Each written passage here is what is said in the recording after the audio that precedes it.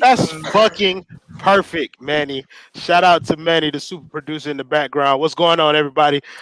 This is the Five Reasons Sports Post Game Show. I'm your host, Royal Shepherd. Today, we are joined by a great group of guys. We're joined by my man Simba of Sports, joined by my man Gadiel Cartagena. Did I say it right this time, Gad? You can call me Carlos Arroyo tonight. I'm just Carlos Arroyo propaganda. So Okay. So we got my man Carlos Arroyo, got my man Ariel Latias. Oh, so we got a full panel. We got 7 people in here now. Okay, Jonathan Ramlakan. Got my man Ricky J. Mark. And we got somebody new that we got joining the panel today. Got my man Sosa. Sosa, how you feeling today, brother? I mean, other than a pretty bad loss, I'm doing fine. That's good to hear. That's good to hear. So let's talk about this, man. We just lost 125-118 to the Clippers again, without Kawhi Leonard, Paul George, Pat Beverly, or Nicholas Batum. I think every time we have one of these shits, I end up saying it's the worst loss of the fucking season. But again, this is the worst loss of the fucking season, bro. So I'm gonna throw this to Simba. Simba, bro, just go ahead, bro. Anything that you saw, anything that you want to talk about, let us have it. Bam is afraid of big white guys. Like, I don't understand it, man. Like, fucking. And every time somebody plays the Heat, they have the best offense of the season, right? Like, who doesn't have like the best offensive game of the season when they play the Heat? It's such a trash team right now. Like, it's hard to watch. It really is. It is. Like, we're talking about Bam Adebayo, and the stat sheet. If people look at the stat sheet, Bam had 27, 12, and 7. And I never would have got that watching the fucking game. Nah, I think he played well. I think he was visibly much better and much more aggressive. I feel like I'm agree with Jonathan here. Actually, I thought Bam was fine. Honestly, if you want my opinions on this game, listen. Our personnel is limited as hell, so I understand where Spo is coming from. But you cannot be the most predictable defense in the entire NBA. I mean, 2 seconds into every single possession, you have Precious or Bam at the top of the key on Lou Will. And then it's Zubac against Kendrick Nunn or Tyler Hero on the bottom. Like, you're going to allow so many points. And then your backside help, who's supposed to be rotating, is Kelly fucking Olynyk, who literally cannot even move, bro. Like, oh my gosh, I'm just irate right now. But this loss and why they put up 125 fucking points without anybody on their roster is because the defense that we're running right now is just so poorly planned. And I understand personnel is a big thing to do with that, but like, it's the most predictable thing ever. And like, just do what you did last year with Myers. Just make teams beat you over the top, because you're getting bullied by dudes like fucking Ivica Zubac, Tyler Cody Zeller. I don't know which, probably both of them. Like Mason Plumlee, Miles Plumlee. Joel Anthony would have 50 against this fucking defense, bro. It's terrible. Yeah, so I want to make sure I shout out Codeine Bama. He said we're wearing out Jimmy like we did Wade. That is absolutely the goddamn truth. Because Jimmy had a triple-double tonight, and we still lost. But I want to throw this to Ariel, because I want to talk some about the defense that Gad alluded to. We're leaving motherfuckers wide open. That's how we ended up with whichever Morris it was, dropping our ass off. It seemed like he was open every goddamn shot he took from beyond the arc, no matter who was guarding him. So, Ariel, I want you to talk about what you saw from the defense tonight. The defense is absolutely atrocious. Gad made a really great point saying that we have a personnel problem. We really don't have the personnel to play the kind of defense that they played and they were successful with in the bubble and in the playoffs last year.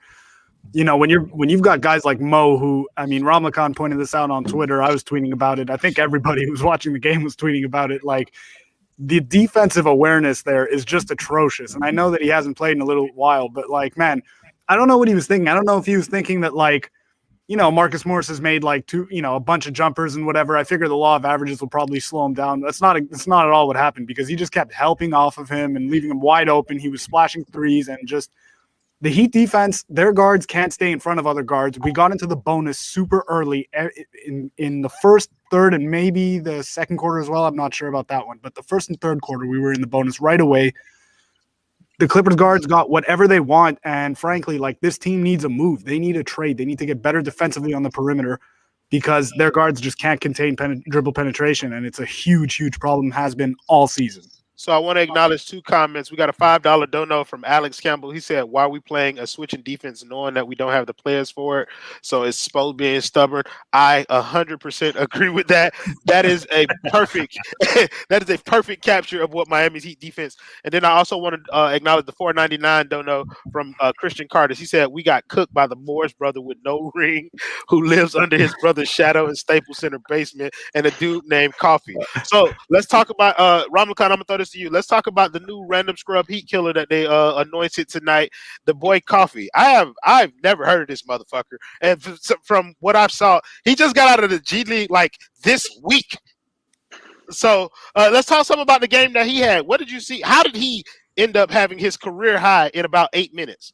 I mean, we give out career highs like it's Oprah. Like you get career high, like you get a career high. Like every team we play, somebody has a career high, or it's the same player beating their old career high by doing whatever they did against us before. So it's like we just give out career highs to player. And I mean, if I was listening to the Clippers broadcast and they were throwing these puns out like no tomorrow, and it was great. It was great. But honestly, I don't know how we're allowing these guys. Like Marcus Morris was on pace to drop like 60 points after the first quarter.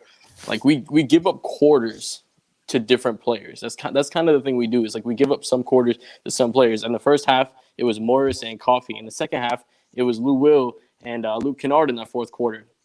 And we end up leaving the wrong guys open. And like what everybody here is basically alluding to is that we just don't cover on the rotations. It's always the back end of the rotations that fall short. We always end up leaving that last guy open, that one extra pass. The ball's always going to move faster than the player. So the player needs to be ahead of what that pass is going to be and know from that first rotation who they have to go cover after the next 3 rotations, because that's how it's going to end up working if we want to play this switch defense. But we need to get back to, like he was saying, we need to get back to the drop. Like that drop would probably solve a lot of things. How many times this game was Ivan Zubac in the paint with Kendrick Nunn on him, Duncan Robinson on him, Jimmy Butler, Iguodala at times, Tyler Hero? Like it was almost every possession.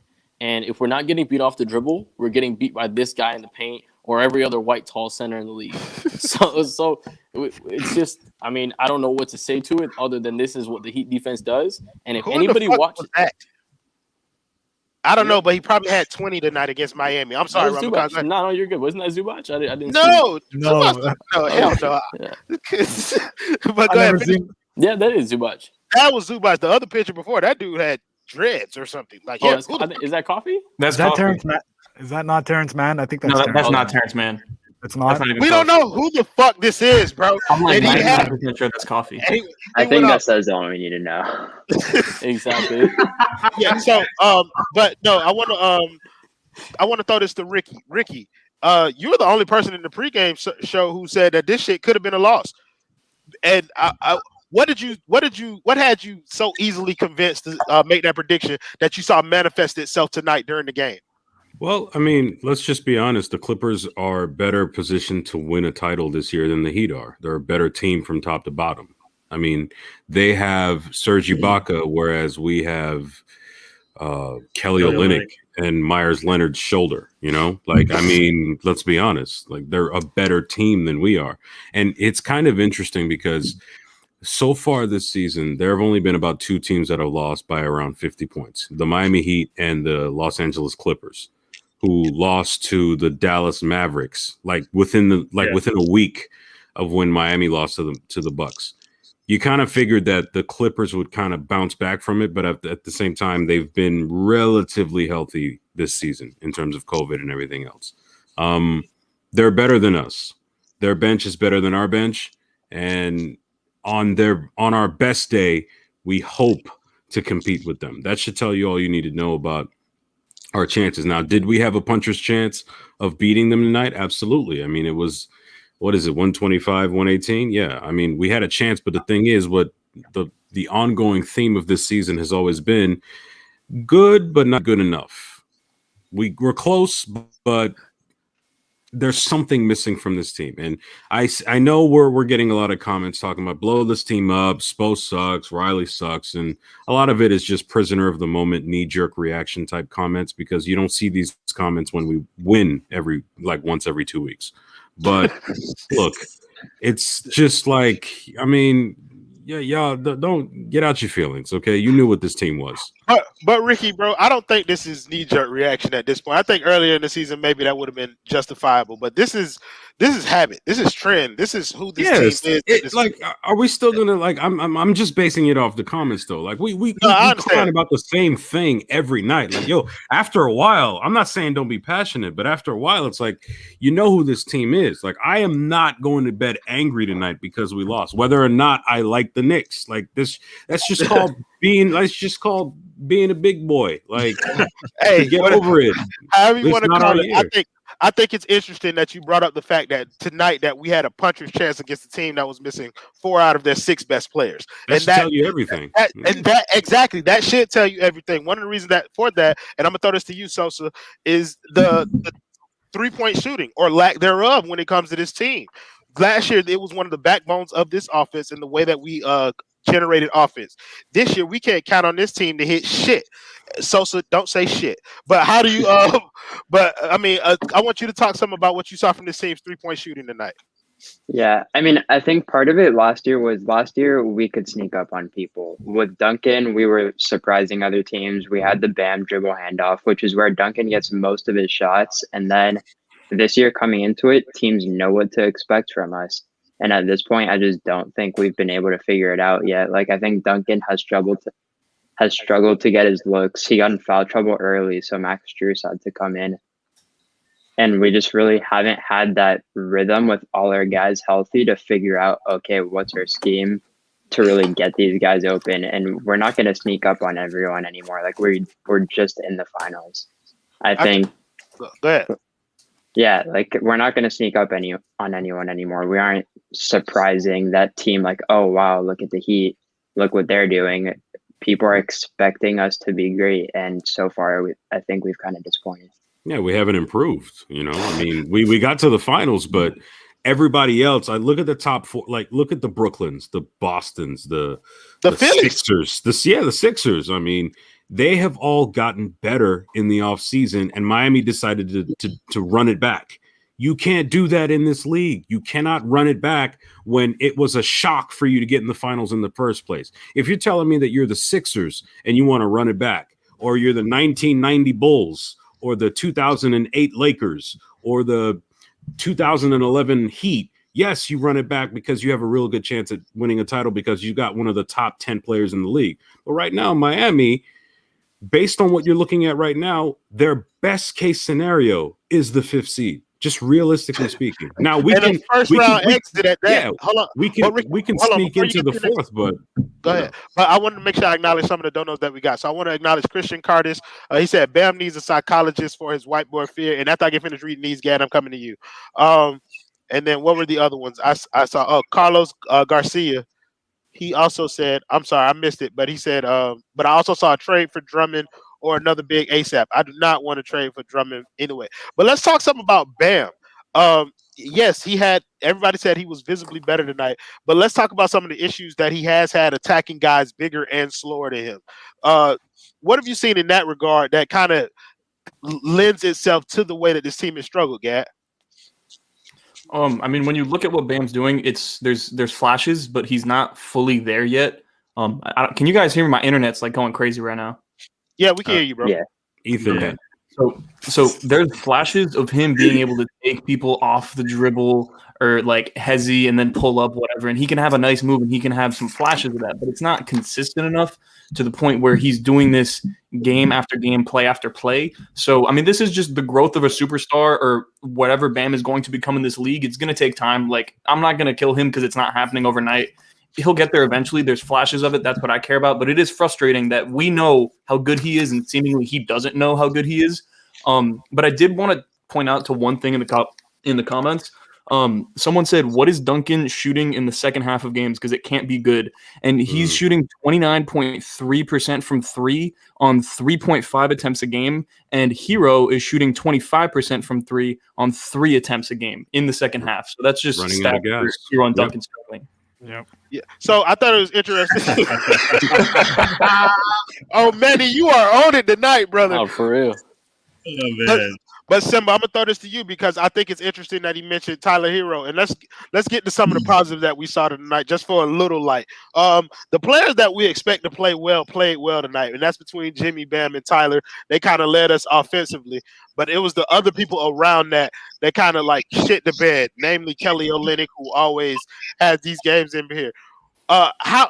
I mean, Well, how the is thing it? with Kelly is after he has a good game, for some reason everybody knows he's gonna have a bad game after, except Eric Spoelstra and the Heat. And they just defer to him, save us again. It's like, bro, he used his white powers in the last game. He doesn't have any left. His what? His what? Superpowers. Yeah, I'm about to say we will not let him repeat that again. So no, I think that's interesting. But Ariel, we had Jimmy Butler who had a triple double tonight. We still get roasted. I mean, how are we expecting this man to make it to the end of the season when he has to play like this in order for us to lose games or even be in them to begin with? The season ends in the first round. He's not going to make it. That's exactly what I was going to say. Is the season's going to end in the first round if that's the case. If the Heat even get there, I mean, he's having to do way too much. He had a 30-point triple double tonight, and it wasn't enough to win. Bam had 27, 12, and 7. Tyler had 27. It wasn't enough to win. I don't know what else we can expect from Jimmy, but at this point, you either get him some help or I don't know, maybe you sell whatever you can off the roster and try to accumulate assets, try to do whatever it is to make a run next season. Because at this point, man, you're not gonna get the return on investment on the contract that you gave him, because at this point he's gonna break down by year 3, and then we're in a really tough spot if we get to that point. So this isn't gonna work this way. Yeah, you can't blame this much. There's not that much tread left on Jimmy Butler's tires, because I think we need to remember that this man played under Coach Thibodeau for a couple of years. And this was a guy that, if you guys remember back in 2013, he played, 48 times 2. That's what, 96 consecutive playoff minutes in games 1 and 2. And yeah, he's young, but who plays 96 consecutive minutes guarding LeBron James at the peak of his powers? And this is in addition to the way Tibbs already plays his players. The whole game. Jimmy right now, and I know he's got the mentality where you'd have to cut his head off to get him to stop fighting you. But eventually his body is going to betray him. Okay? And I hope it doesn't happen anytime soon, because at this point, if you're getting 30-point triple doubles and you're still losing by 6, we're always talking about how Bradley Beal is suffering, but you could argue that being this close and then still losing versus losing by 20 and scoring 60 is even more painful. So that is very true. And I think you make a very good comparison between the Jimmy Butler situation and the Bradley Beal situation. It's kind of like this team is one who people think that Bradley Beal would happily come to, but it's like we're losing at the same rate as the damn Washington Wizards at this point. Ramlakan, I think it's pretty interesting that you've been able to do this good, the bad, and the ugly thing for the YouTube channel. Folks should check that out. I want you to kind of give us a preview of some of the good, the bad, and the ugly as quickly as you can about what you saw in this game. Yeah, well, let's start with a little bit of the good. We talked a little bit to it. I like Bam's game. You know what I mean? I feel like this was one of the games where he was more notably aggressive, especially from the start. He had a really nice inside-out fake against Ibaka. It took him across the rim, finished with a nice layup. And he had a couple of mismatches against smaller players. And he was dunking on them. And when he realized that he was getting boxed out by a smaller player, he was trying to get that offensive rebound and get that tip. So I feel like that was one thing that I really liked. Obviously, we don't got to speak more of the game about Jimmy. Jimmy was just phenomenal tonight. He did everything you have to ask the guy to do, he's doing. And you can't ask more from him. And Tyler Hero as well. You know what I mean? Tyler played really well. He was notably more looking for a shot instead of trying to assist other players. So, those were 3 guys that just played really, really good games, and against the Clippers bench, we should have won. We should have won that one. Now, garbage, obviously, we give up career highs to every team we play. we can't defend the 3 or the paint, so it's like, what are we actually defending? Are we guarding the mid-range? Like, what defense is this team playing? And then, as far as the ugly, Mo Harkless, giving up 5 threes in 7 minutes in the first half. I don't know what to say about Mo Harkless. We talked about him potentially playing in this game, but coming back and having a game like this was a worse thing. You could see, if you want to come back and you want to get minutes, that's not what you do. You come back and you play better than that. Like, you come back and everybody's already thinking you're gonna fail, and then you fail worse than what everybody expects. Like, that's garbage. That's really, really garbage. So, yeah, I mean, it's hard to take some good takeaways from this game, but there are a few. But it was so bad. There's just so many bad aspects to this Heat team. There's so many holes that need to be filled, and it's just a big question mark as far as how we're going to do it moving forward. All Do right, you so I guys wanna- remember the 28? Give me a second, Yeah, Ricky, before you ask your good. question. I want to acknowledge Inversions and Trading's comment. Thank Yeah. you for the 549 dono. He said, guys, we have to acknowledge that there is a possibility that we might not even make the playoffs if we don't make a move. I think that's something realistic, and I'm gonna throw that to you, Sosa, after Ricky asks his question. So, Ricky, what was it that you were Well, about to say? this is actually based on this. Do you guys remember the 2018 Heat? How we were kind of treading water a little bit, and then Wade got miraculously traded to Miami, and then we still snuck in like I think the 7th seed. Yeah. And you see, I think the difference between that team and this team is that team, I don't think we weren't coming off an NBA Finals appearance. I don't think anybody realistically was expecting us to get past the second round. But when you look at this team, yeah, we came back from the finals, but talent-wise, well, maybe not talent-wise, but in terms of performance-wise, we're not too far off. And with the way people are talking about how we need to trade, that could be the very thing that this team needs to make a move. Now, I'm convinced that Pat Riley and the front office, they're gonna make a move before the end of next month. I mean, for anybody that's been a fan longer than 2009, you know that Pat's cooking something up. Now, will it happen? Yes, because again, remember, we don't have a draft pick this summer. So it's playoffs or bust. I think we have to be wary of what it is that we're talking about when we're talking in terms of trade, because trade could be coming, but it might not be for the type of player that fans have been clamoring for this entire time. And at some point, we have to realize that the front office knows more about this stuff than we do. Yes. But it's kind of like we can sit up here and we can speculate about what it is that we need. We can talk about whether or not we need a scoring guard or whether or not we need somebody to help Bam on the boards and shit like that. But at the end of the day, this team has so many fucking holes that nobody knows what it is to plug. So I'm gonna throw this to you, Sosa. The comment was talking about Heat fans being realistic about the possibility of us, not even making the playoffs or being a first round exit. Do you entertain anything like that? Like, do you think this team could potentially miss the playoffs? Like Ricky said, I think we will make a move. But I mean, right now we're 6.5 games out of the first seed. We're the 10th seed. And right now, like, this was a very winnable game tonight that we could have capitalized and moved us closer. But I think we're just losing way too many of those games that should be given to us. Those are going to hurt. And you can only take so much of those before they start building up. And then there's really a chance where we actually aren't making the playoffs. And I do think we can make trades. And with Jimmy Butler on the team, I will be pretty surprised if we don't make it. But at this point, it's definitely a realistic possibility if we keep on just giving up those winnable games. Yeah. So my name is kind of a joke, but it's kind of the fucking truth too. Like, I'll take anybody at this point. I take goddamn Kyle Lowry. I'll take John Collins, even though I don't think that's as realistic as some other people think it is. I'll take goddamn I'll take Marvin Bagley, bro. I'll take Nemanja, as Ethan calls him, Bajelica. Like, I'll take them all, bro. Yeah, at this, like, what is it that you see as the most pressing need at this point via trade? Like, if we could add like 3 LeBron James to this team, that'd be fantastic. No, we just need one. Just one. I mean, probably. Yeah, technically, it would work at the point guard position, and he could rebound, so he'd be good, man. Yeah, that's true. He can do a little bit of everything for us. But no, realistically, I don't know. I heard Ethan talking on the pregame show talking about Thad Young. I think he would be a good addition, someone that knows how to do backside rotations, whatever. Like, someone realistic. Like, just someone that you can play as a 4 next to Bam. Obviously, you want to get those guys like Kyle Lowry, John Collins, Victor Oladipo. There we go, Thad Young.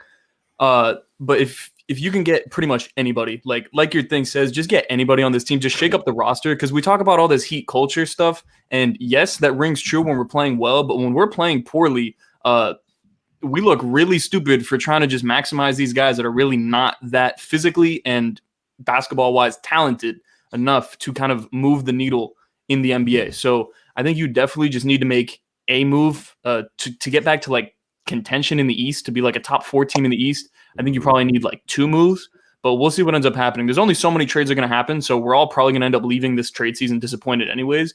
But we need something.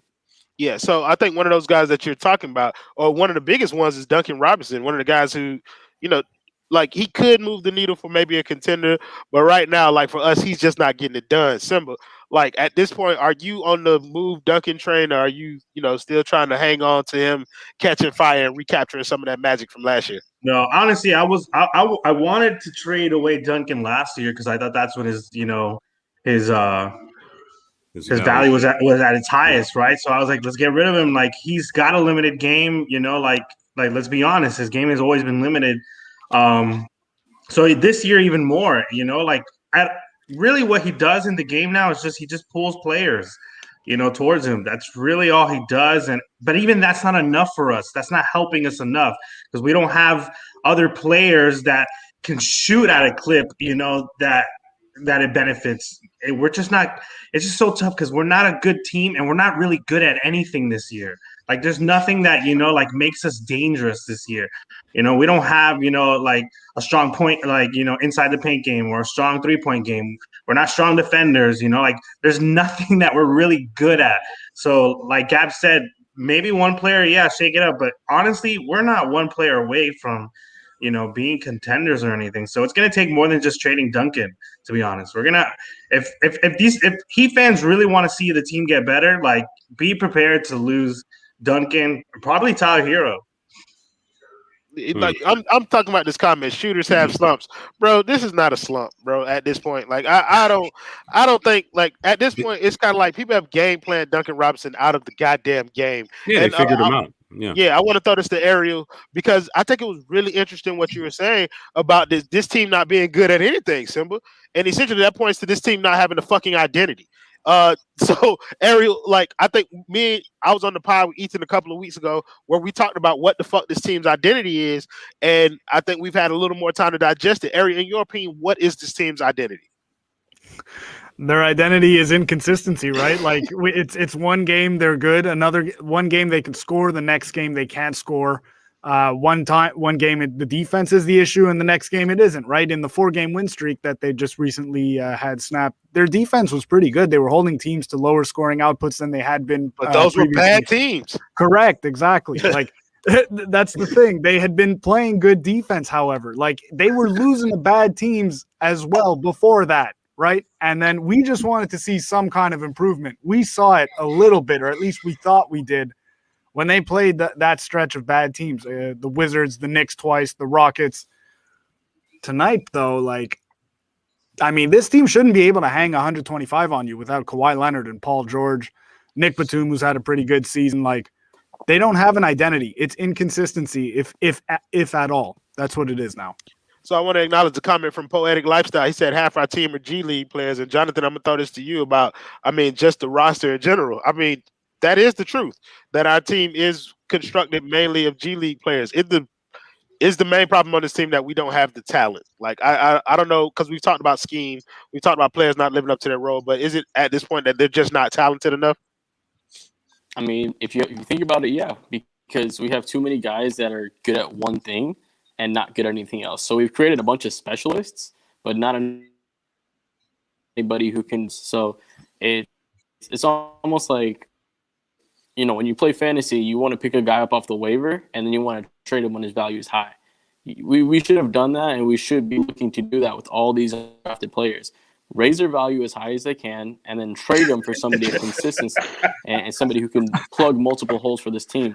Duncan Robinson is a great player, and he has the gravity of a superstar player, but he's not a superstar player. He can't do all the things as a superstar player.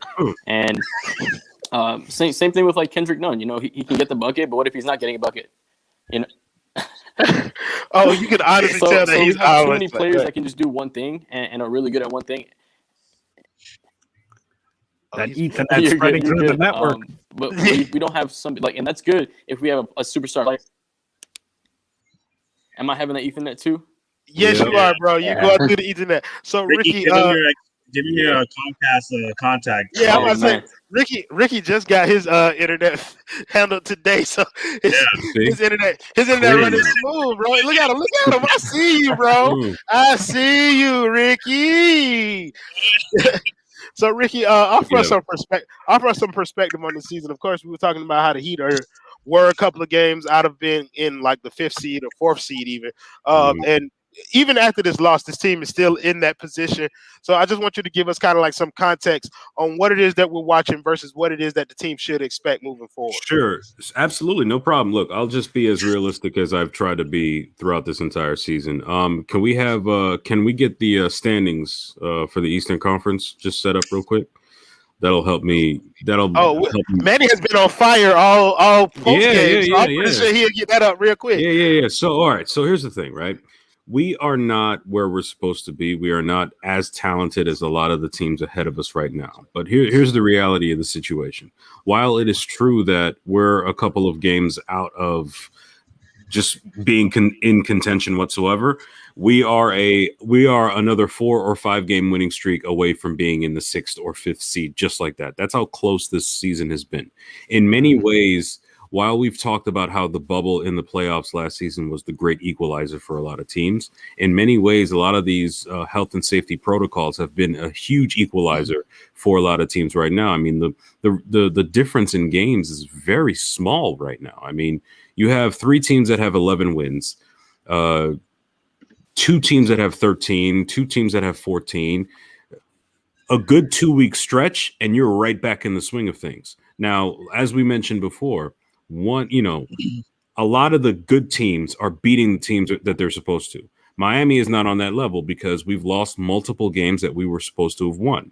Now, ultimately, we're going to need some sort of move or whatever to jolt this team. But right now, I think we're still a playoff team. We're probably a first round out based on how we're incapable of stopping guys.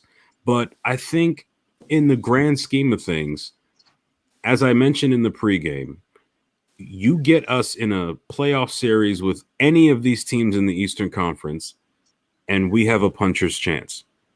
That doesn't contradict what I've been saying about whether or not we're a contender, because I don't think we are.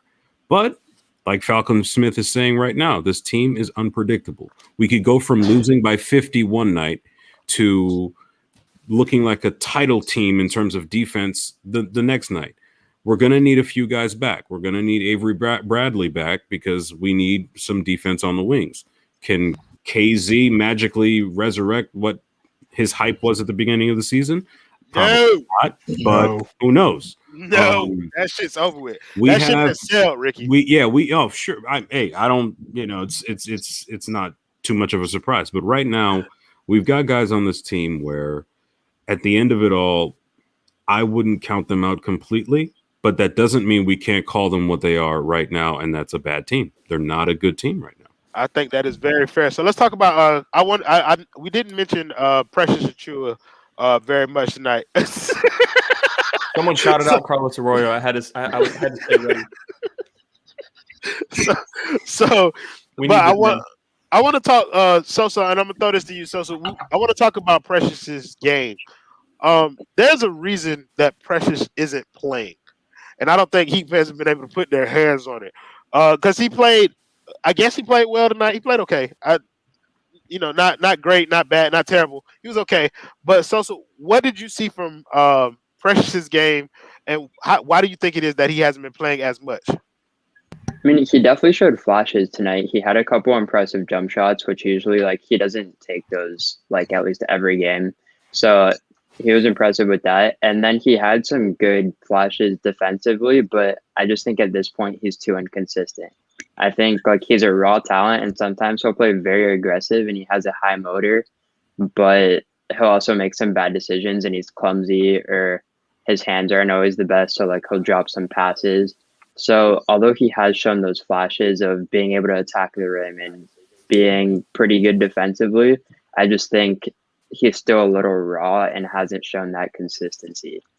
He didn't have an off season, right? Exactly. There was no summer league, not a proper training camp. The G League would have been great for him Yeah, it this was an year. honest Like being would able to go down there. I think the G League would have been perfect for him. You But you see the Sosa, flash. You see the flashes of how good he can be.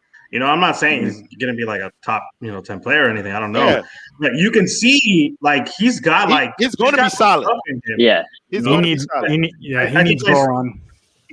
but That's true. also I think he also looks lost sometimes, right? And I think it's because he just didn't have an off season. Sometimes like he'll miss an assignment, or he'll be late on rotation, and you'll see everybody gather around him telling him what to do, and that it's a clear sign like he doesn't know what he's really doing.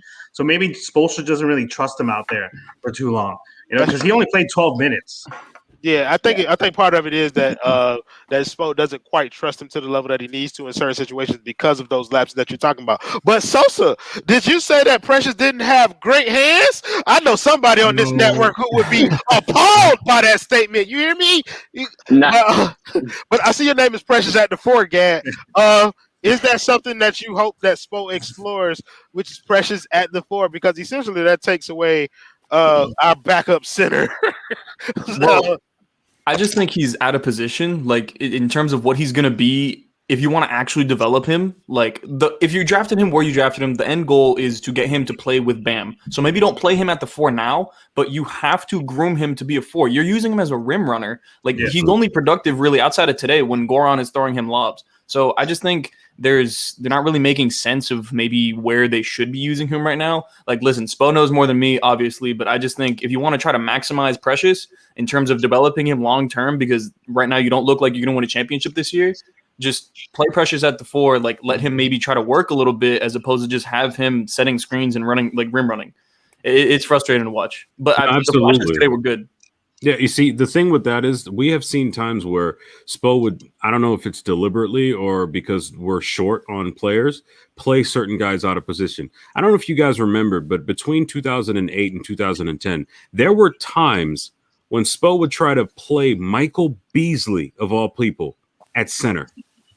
At the 5. At he started center. the game at the 5. This and was the fuck out against Philly, bro. That was a couple years after that. He also played 42 minutes or some shit like that. Sometimes there are times when I'll look, and I think this might be due to my, I guess, old school sensibilities, where I believe a 7-footer should be inside or whatever.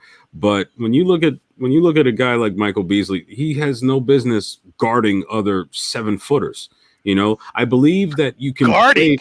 Yeah, That's funny. You said Michael Beasley and guarding. I believe that anybody positionless. You can play positionless basketball when you have the requisite talent for that sort of thing.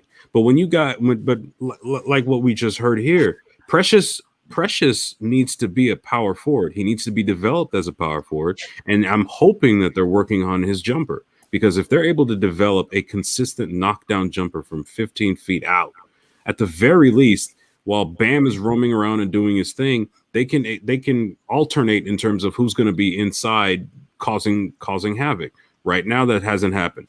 And I think that has to do in part because we don't really have the depth that I was actually harping on earlier. Now, we've lost that mainly because of injury, COVID, and all that other stuff. Or regression to a mean. Or regression to a mean. We've lost the depth because people like Duncan have come back down to earth. We don't have Jay Crowder, which was part of our depth. I also Robert Nolan, he said, do we remember Winslow started at center in the playoffs Game 7 against the Raptors? Right. Yeah, when our son got hurt. Oh, absolutely. Holy crap. So we want to shout out the man Richard Campbell. He said for the $15 dono, he said, thanks for staying up late during such a bad season. Feels like this whole season is just spent discovering a long-term reality that one of Duncan or Tyler shouldn't be here much longer. I don't think they are going to be here much longer. But speaking of it being late, it is 1:00 over here, and we're going to wrap this thing up really quickly. So we want to go around and talk about the next game, which is against the Golden State Warriors. Symbol, win, loss, and how does it happen? They're missing Draymond Green, right? So that won't matter. Yeah, I was gonna say they were missing Paul George and Kawhi Leonard tonight. Is he hurt though? I thought he had 15 assists tonight. No, he got Draymond. Yeah, didn't he go off? No, I know he got hurt late last week, but he came back. Again. I heard he might not be playing. He did play tonight. Yeah, he had 6 points, 8 boards, 16 assists, a steal, 2 blocks. Oh man, then the Heat are done for if that motherfucker plays. But go ahead, Simba. All right, I'm gonna say a win, and I'm gonna give us a 2-point win. My boy Ayo Val say Curry dropping 76, 6 and 20. I'm fucking with it. Sosa, win, loss, and how does it happen? Unless Avery Bradley makes a magic recovery, I don't see us guarding Steph Curry. I think it's a loss. Okay. Everybody's gonna go against me though. Man, Ariel, win, loss, how does it happen? Seth goes off, drops near 50. Heat win. Jimmy goes off as well. Oh, All right. I like that turn of events. Ramla Khan, where you at with it, brother? I'm gonna take a loss. Damian Lee is gonna have a career high. He's gonna drop 35. Eric Pascal is gonna also drop 50 points, and we're gonna end up losing and give up like 20 plus threes. Ricky, where you at, my brother? Yeah, Miami's going to lose by at least 15. Steph is going to go off for about 37 points through 3 quarters. He won't play in the 4th. And Kelly Oubre and Andrew Wiggins are going to have a field day with Miami's wings. Draymond is going to be on the bench laughing. Matt as well. You know what? They need to bring Clay back to start talking trash about some of our players because he already went at Rodney McGruder. So and at Wayne this Ellington point, was not pleased. Yeah, so at this point, that's probably what's going to end up happening. It's not going to be fun. Well, and actually, you know what? Have a good time, laugh about it. Just enjoy the fact that Steph Curry is a generational player. Yeah, just enjoy Steph. Loser clutch. We're gonna come to you in a second. Gad, next game, win, loss. How do you see it playing out? I mean, I'm gonna go loss. I think Juan Toscano Anderson is just gonna go crazy for absolutely no reason. But hopefully, the one thing I can hope for is like we trade Duncan and generic bench player, and somehow end up getting Thad Young and Lonzo Ball on the team by Wednesday. All right, so I'm trying to find the tallest white person on the Warriors roster. Either way, they Andres Biedrins. No, Beatrice. Oh yeah, Beatrice. Yes, he was dope though. David Lee comes out of retirement, joins their team, drops 40 and 20 on our ass, and we still win because I have the guts, guys.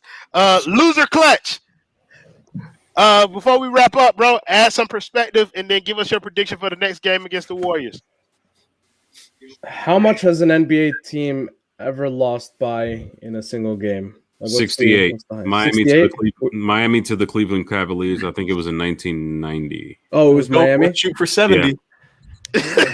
Yeah. Y'all see the 5 Reasons historian Ricky J. Mark, everybody. Yeah, wait, hold on. Did you just have that ready on hand, or no? I know. That was impressive. Bro, he's an NBA Rolodex, bro. What a flex! Dude, just off the website. Wow. 91. Sorry, but it was 68. But yeah, go ahead, Clutch.